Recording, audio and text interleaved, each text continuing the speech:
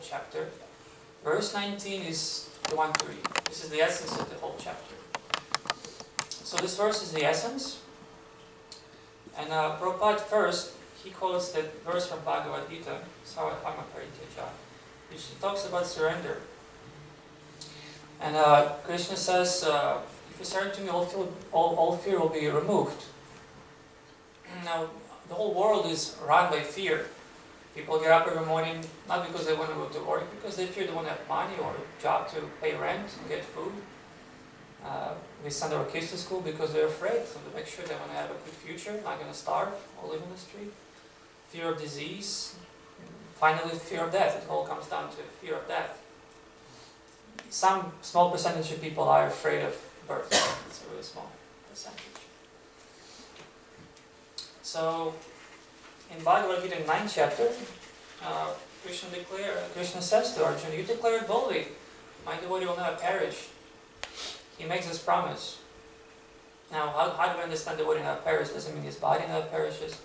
The body goes, but Krishna protects him. His next destination. Like there is a beautiful example in Bhagavad Gita. At the end of the battle, Ram Maharaj tells the story. When battle was over, Arjuna said, okay, Krishna, now you get off the chariot. Battle is over. Krishna says, no, you get off the chariot. And Arjuna said, no, you my lord, you should get off first. Krishna says, no, you get off first, you will see why. So Arjuna got off the chariot, and Krishna got off the chariot. And as soon as Krishna got off the chariot just fell into dust pieces. Because during the fight it took so many blows, it wouldn't have withstanded the whole artillery of the army, but Krishna maintained it and protected it. So he did fulfill his promise. In fact, Krishna breaks promise with his devotees. It happened to Balabhadra Kshetra as well.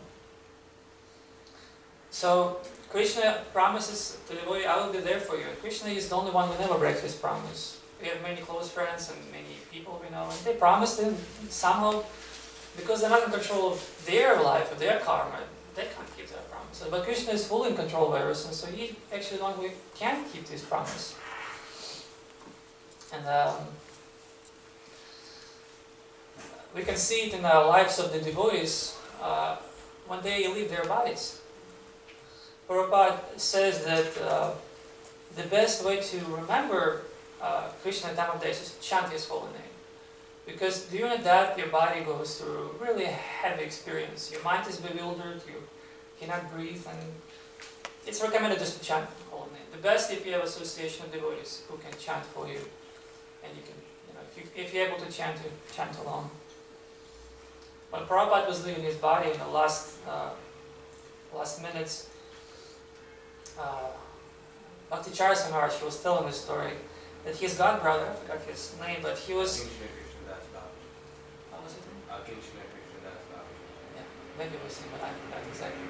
Probably it was him. So as they were chanting, Prabhupada was not moved, he was laying down. But then he told, look, Prabhupada is still chanting. And you could see that Prabhupada's mouth was open, but his tongue was still moving. He was still chanting like last seconds of his pastimes of this world. And Prabhupada was mentioning when the devotee leaves his body, his soul leaves through the mouth. Karmis, they leave through the lower exits. And very easily we can see when karmis are leaving their bodies, they're full of fear. Because as Storajima describes, those servants of Yamaraja, they appear really scared. And it says that they take a shape of form which is the most scary and to the person. Some are afraid of horns, some are afraid of like disfigured forms as they describe for Dajamil. But they come and they're really fearful. So when materialists die, they have really scared faces. They're distress and serious distress. But when devotees die, they're really cool and peaceful. Because they see some other picture. It's not seen to us, but they see the Lord or His representatives coming. So they have no fear of death. That's what Krishna promises. That's the ultimate promise. I will protect you the most. The friend is in need is friend indeed. So Krishna is there for us. And there was a beautiful story in a Bhagavatam, Dhruva Maharaj. Dhruva Maharaj was a Kshatriya, and probably most of us know the story, but he wanted, he got an offense from his one of his mothers, one of the wives of his father, and because he couldn't sit on the lap of his father, his mother-in-law told him, if you want to sit on the lap of your father, you have to take a birth from a womb. Some women can be quite, these Bhakti-Shardas are vicious.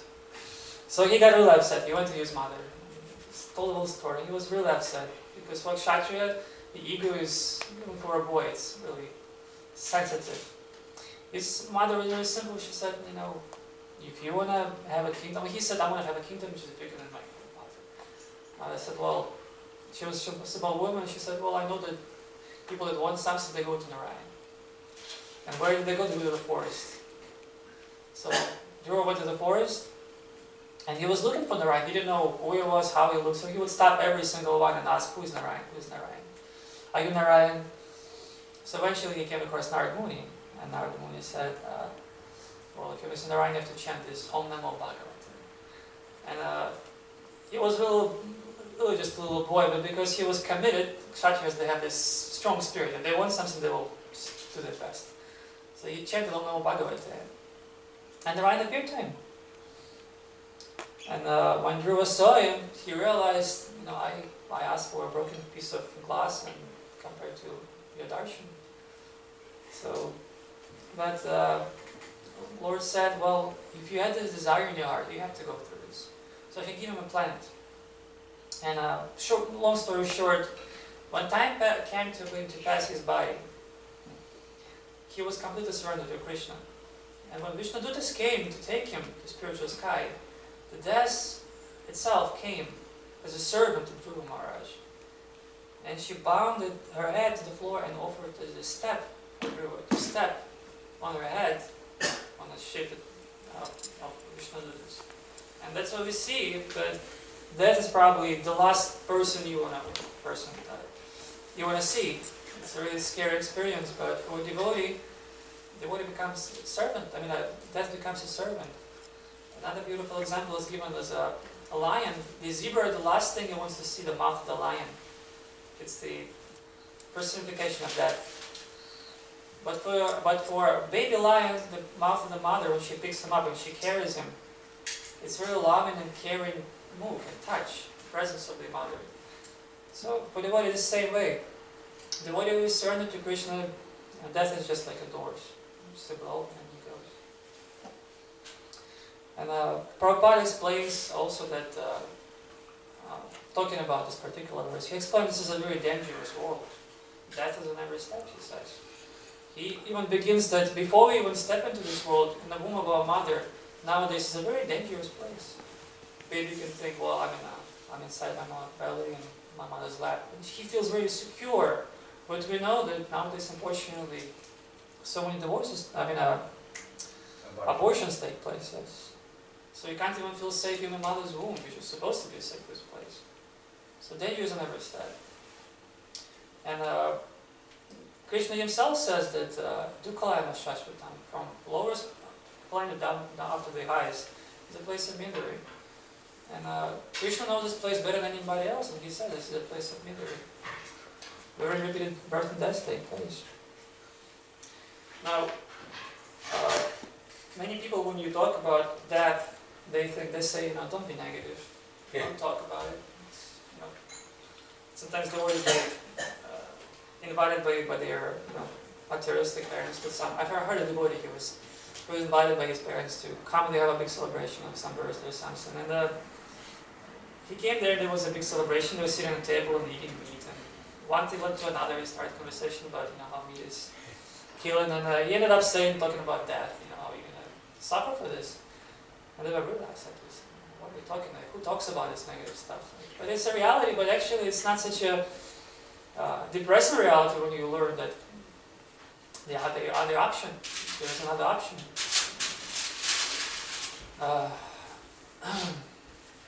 So material people, they try to forget about death. They try to do everything they can to forget. They try to engage in all kinds of activities. either to forget. I mean, to begin with, we came to this world to forget Krishna. It says that as soon as the soul, as soon as the thought of enjoyment separate from Krishna rises in our mind, he immediately comes to the material world. So we try our best to be happy without Krishna, but we know these attempts are quite futile. Prabhupada actually says that the happiness in the material world is just a temporary relief from stress. And he brings a very nice example how in olden times when they would catch the thieves, they would take them to the well and they would put their head right in the water until the person starts to suffocate. And they take him out. And he's like, ugh. And the first breath is like the most desirable thing in the whole world. That's the breath of oxygen. And they put him again in the water. And they continue like that. So, Prabhupada compares this to the happiness in the material world, which is just the relief from anxiety. We suffer, and all of a sudden something good comes and we're like, oh yeah, this is nice. But it's just a relief. And we can actually even analyze quickly if the oxygen was able to give us happiness, or let me close for example, if we're really thirsty, we walk in the desert and somebody gives us a cup of cold water, a bottle of cold water. When we drink it, we're so satisfied. It's just such a happiness when you don't drink for the whole day. You feel so satisfied. But when you drink the bottle, drink second bottle, third bottle, you don't feel happy anymore. So if the nature of the water was to give happiness, it would give us happiness all the time. So that's the nature of material world. You just get temporary relief. And also in this verse, Srila Goswami says that even if all falls down due to some past activity or past habits, he is still saved. He's still saved. And I was thinking, reading that, I was listening to the class recently about different devotees, Prabhupada disciples, live in this world. And there was a story of one of his personal servants, I forgot his name, but he was one of the personal servants. And when Prabhupada left, somehow, he just, sometimes he just disappeared for some time. But later, the devotees saw him in Mayapur, way, like maybe 30 years later. So he got into Maya a little bit. So like I said, it says, even if he falls down for a temporary, because due to some old habits, we're able to fall down.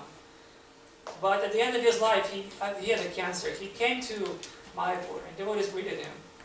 And he passed away with devotees singing the holy name. So this way Krishna fulfilled the promise. He was surrendered soul. So that's the story of Ajamil actually. Prabhupada says that Vishnudas came to Ajamil not just because he chanted name Narayana, but also because of his previous devotional activity as a young man. Yeah.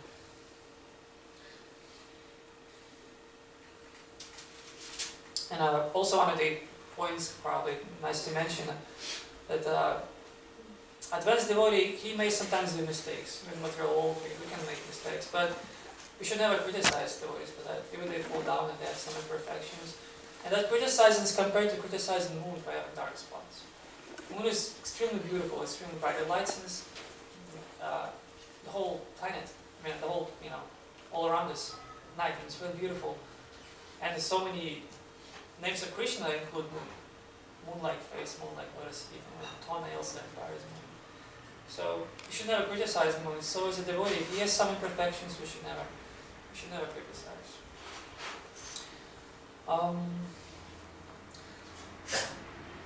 Actually, talking about taking shelter, I'll quickly say, since we have a installation of Lord Chaitanya very soon, it's a nice story of Jagai and Matai. They took shelter of Lord Chaitanya. And, in fact, when they took shelter of Lord Chaitanya gave them love of God. Even though they committed so many sinful activities, Lord Chaitanya still gave them the shelter. Because they took shelter of Lord Nityananda. And Yamaraj, who of course we'll be talking about later, he was shocked when he found out about that. And he asked his, accounts manager, how is it possible? Isn't it they were like the worst sinners ever? He said, yes, our departments are working non-stop trying to calculate the sins of these two. It's incredible. But yet, because of the mercy of Lord Chaitanya. And it's the qualification of a devotee in this world, we are most not qualified. Not qualified to get the best mercy in Kali Yuga. Rajendra Maharaji gives a beautiful example. He says it's like during Christmas there is a Black Friday when the most expensive things are really cheap. So the Kali Yuga is like that. You can get the most expensive stuff for very cheap. It's like a Black Friday. It's like a sale. So we should take advantage of that. Okay, I'll quickly jump into the next verse, where the translation of this verse is.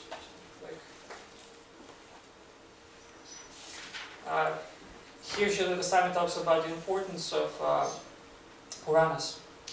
In this regard, learned scholars and saintly persons describe a very old historical incident involving a discussion between the order carriers of Lord Vishnu and those of Yamaraj. Please hear this from me. In a commentary, Prabhupada said that it's important to understand that the Puranas are not mythological, as many of us may think, or not us, but as materialists, when they hear something like that, they think it's quite mythological.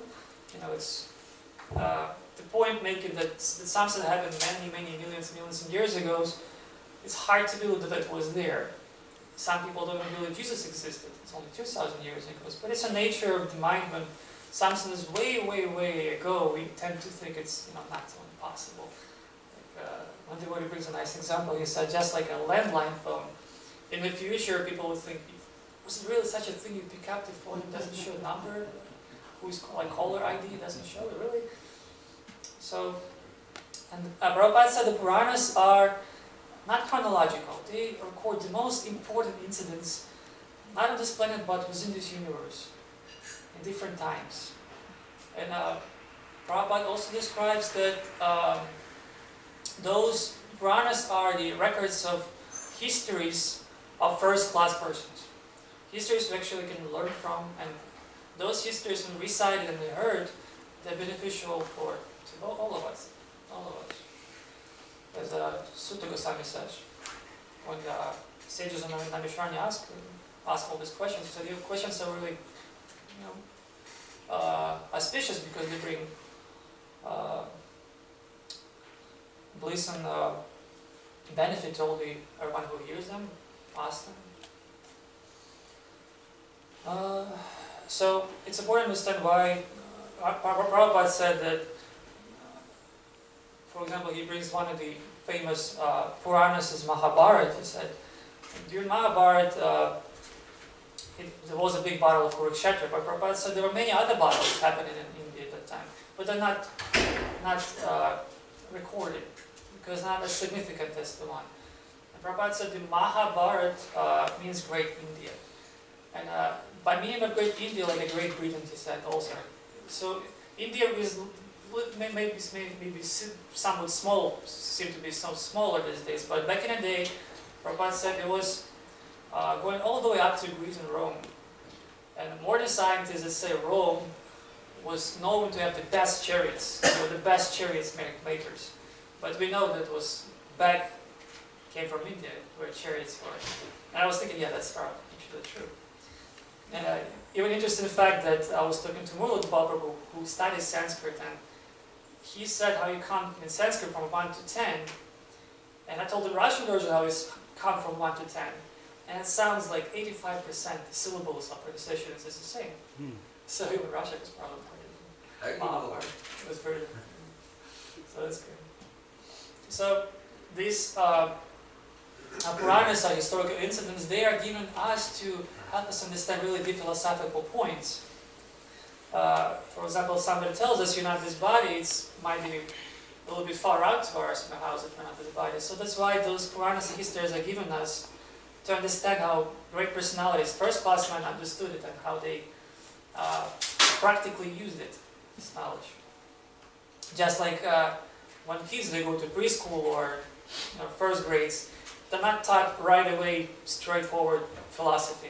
They are given some tales and stories, and they start winning life from that. Because we are, taking our power of our intelligence is not that strong, so we need help of all the Puranas. And it says, Srila Goswami says that whenever great sages they recite these important incidents, they always refer to Puranas, always. And Prabhupada explains that Vedic system is, again, not chronological, but modern science, it's all about chronology. If they cannot put it in some sort of like a time frame, they do not accept it as something, true. And just like when we want to watch the news of the current events, we turn CNN or BBC. We want to watch what's going on in the world right now.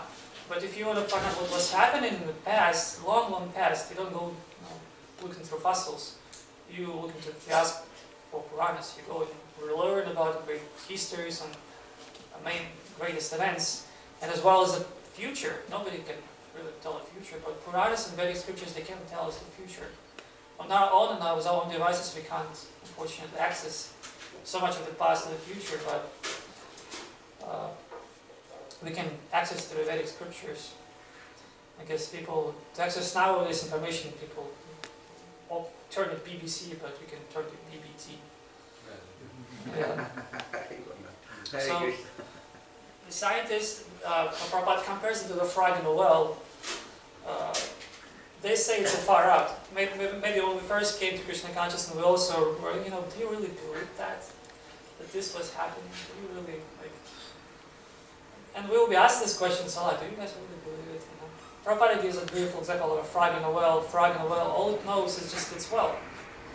And when by accident, the frog from the ocean, because when Bhakti gets dumped into that well, the frog from the ocean tries to explain, listen, there is ocean, And the frog from the well goes, really, how big is it? It's like this big as this well? No, a little bigger. Like 2 wells, no, a little bigger. 6, well, you can't really, don't seem to understand how big it is. And so scientists are somewhat in the same way. They're limited by their perception. Like they think there is no life on other planets or there is no life on the sun. Just because the knowledge is limited by, how my body is existed by the presence of the oxygen, it means that if there is no oxygen, there is no other life on any other planets. But, sun itself gives the life to all the other systems of this universe. So you not necessarily have this body, but you have a fire body, water body, even an air body. Yeah. So Prabhupada says the most important Puranas are Srimad Bhagavatam and Bhagavad Gita. And again, he says the first class man in histories. History is the first class man, like Dhruva Maharaj, Parikshit Maharaj, like Ajamil. And it also says here that Rupa Goswami says that if someone decides to practice devotional service without relying on Vedic scriptures, this is just like a disturbance in society. And I mean, the examples of those are like Mayavadis or what you call those? Buddhists. And Murli Gopal was telling me the other day, he said Shankaracharya, the main Mayavadi, he was completely rejecting any Puranas. And he asked him, do you know why? He said, because from beginning to the end, it's all about Krishna. One book distributor might be relevant to many here. One book distributor, he was distributing books, and sometimes we talk directly about Krishna, sometimes we, kind of subtle hint, it's a Vedic philosophy. And one lady stopped and she asked him, looking straight into his eyes, said, is this about Krishna? And he said, she was looking me straight in the eyes, and I couldn't lie. And I said, yes, from beginning to the end. I said, okay, I'll take it. And later she went through the book to make sure, is it all about Krishna? He's like, yeah, it's all about Krishna, don't worry. Yeah. And this particular story is really beautiful, amazing. Maybe You have time, one moment. One last story, quick story. One moment. Okay. I think. Okay, so particular story of Ajahn is so important that we even know that there is a book called Second Chance. Yeah. And there was a devotee who was distributing books. There was a book table with a Second Chance book on it. And one person was passing by, and he was a gangster. He was a member of a mob. And he heard something about demons and Yamaraja, he was getting a little bit afraid. So when he saw that book, he asked the devotee, hey, listen, what is this? Like, well, yeah, they are Yamadutas, they are to punish the simple persons. And he said, how to, not to see them. He said, well, you buy the book and you read it.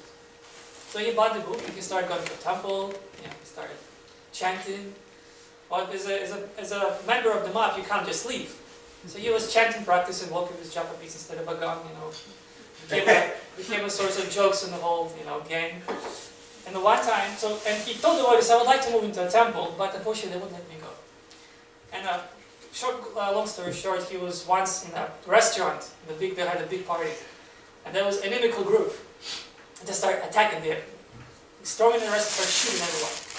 And he said he was sitting in a corner, and I saw Yamuna disappear, and they would point at every single one of them, and whoever Yamuna would point, the bullet would straight right home. And he stayed alive. And after all the shooting was over, he said it was Yamuna just passing by. He stopped for a second. He looked at him and he said, I will get to you. He's like, no, I will. So Krishna liberated him to move to the temple and become a devotee. Bhagavatam ki jai, Srila Prabhupada ki jai.